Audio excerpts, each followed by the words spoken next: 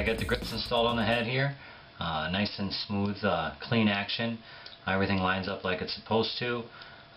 You know, you can also, you know, fold the grips up so you can make sure the balls line up. We got 0 delta, so we know that everything is aligned like we want it to be. The Gaui X5 flybarless head, the washout arms are integrated with the Jesus bolt, because they're built right into the head. So we'll go ahead and build up the mixer arms here. Something I wanted to show you. Let's see if I can show you here on the camera or not. I downloaded the PDF that has the instructions for the flybarless head just to use as a reference. And when we're looking at that PDF here, it shows us here, and I'll show you this side as an example. But the instructions don't mention anything about there being an extra washer. The extra washer here on the outside here, where the bolt goes through, or on this side where the nut goes through, you can see it's just the nut, the bearing, and then the inner washers for the washout arm. But you know, I did a test fit on that. If you don't put an extra washer, one of these things on at least the nut side, the whole nut covers up the inner and the outer race of this extra bearing, and that'll cause binding when that thing is trying to rotate, because this entire bearing is going to be covered by the nut. So, and I also, when I did the test fit, there's plenty of extra threads for me to add this one washer on either side. So we're going to go ahead and do that in here as well.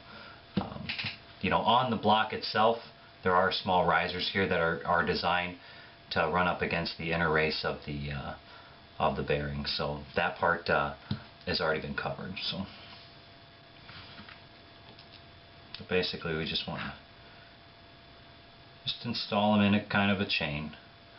Washer, washout arm. A footnote about the washout arms too. These arms are directional. When they're on your helicopter, they should be pointing this way, forward. Basically, this arm points towards the direction that the helicopter's head is going to spin. Okay. Another way that you can tell is on the flip side of it, there's a notch, a small groove that's been cut out, and what that's for is so that you can get, you can get some pretty extreme folding action in that notch there. The other way, it doesn't quite go as far. So if you're unsure, just make sure that this notch is facing inwards towards the shaft, and you should be fine. So let's go ahead and get this through here. And so that's this side here. It should just kind of flop free in there. And then we're going to go ahead and put the next washout arm on. Make sure when you put it on, you let it fall to the appropriate side of the shaft when you're doing it. Otherwise, you would hate to get all this bolted on and find out that you got them both laying on the same side, because you can't get this across there. You'll have to take it all apart again. So I'll put that on there. Tiny washer and the nut.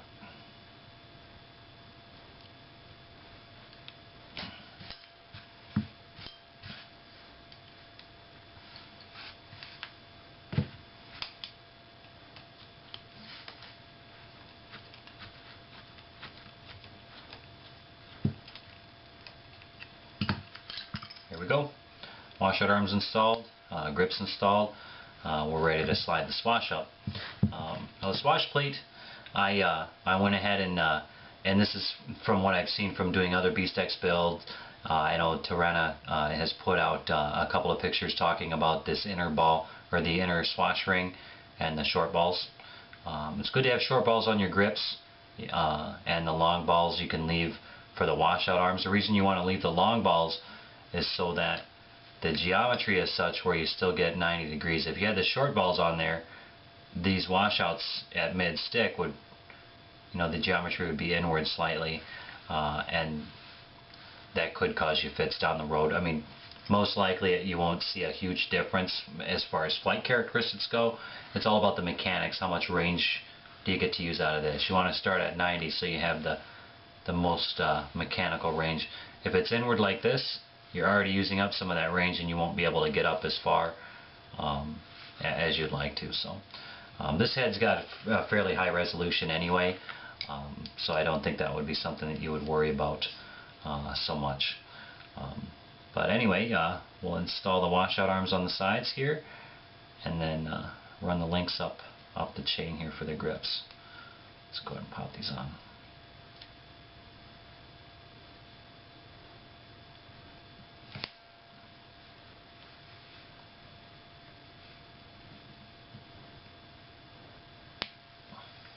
There we go. Now for the links, these measure out center hole to center hole at 63.1 millimeters, at least in the manual. I'll start with that measurement and we'll see if that gels with how the helicopter is set up. You know, the calipers that I have are as you can see, fairly worn, and it's a little tough for me to get it in the tenths of millimeters on this, but I do have a pretty slick application that I use on my phone that allows me to do those measurements here. Let's go here.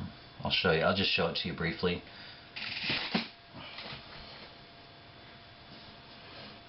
Basically, this guy, I'm able to trace out basically a guide rule. So I was able to bring it out to 63.1 on the one side, like that, right? And the cool thing is I get a red crosshair there, so I'm able to lay my grip right on my phone, or my link right on my phone, and I can line that crosshair right up to the center of the ball link, and the other side right along the trim where my monitor ends. As long as that goes right through the center of this side, I know I've hit my mark. So I've got a picture that shows that in a little bit more detail, but that's how I was able to get these grips to both be the same length. So and again, everybody I think already knows that these grips are one directional. The side that says GAU you want to have out, it's fairly standard for these types of setups. So let's pop these grip links on here. Very smooth action on these X5 balls. I've actually started migrating all the balls on my 550 over to these ones because they gel with the links quite a bit nicer than the 550 ones ever did. There's one.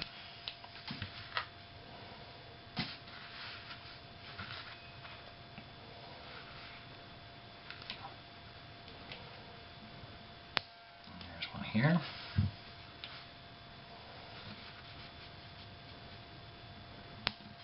Alright, there you have it. X5 flybarless head ready to drop on the helicopter. Alright, thanks for watching.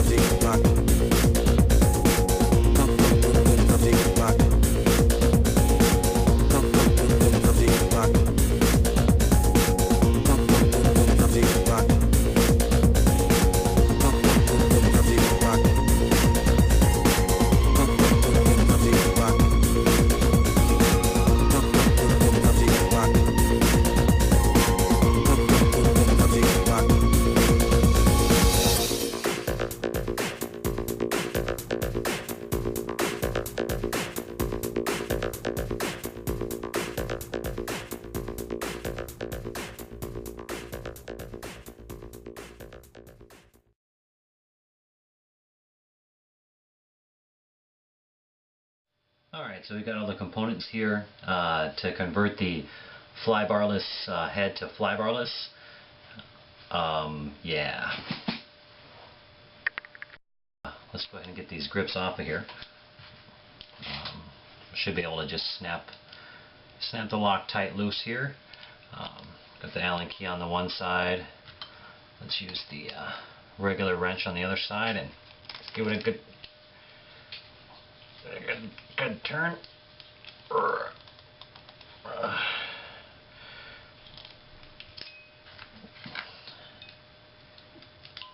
Jeez, oh Pete. Gowie, what'd you use in this thing here? Kryptonite?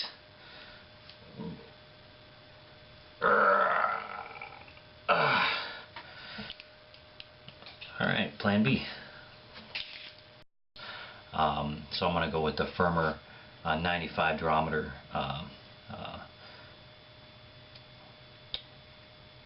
These things, the Cheerios, chop chop, yeah.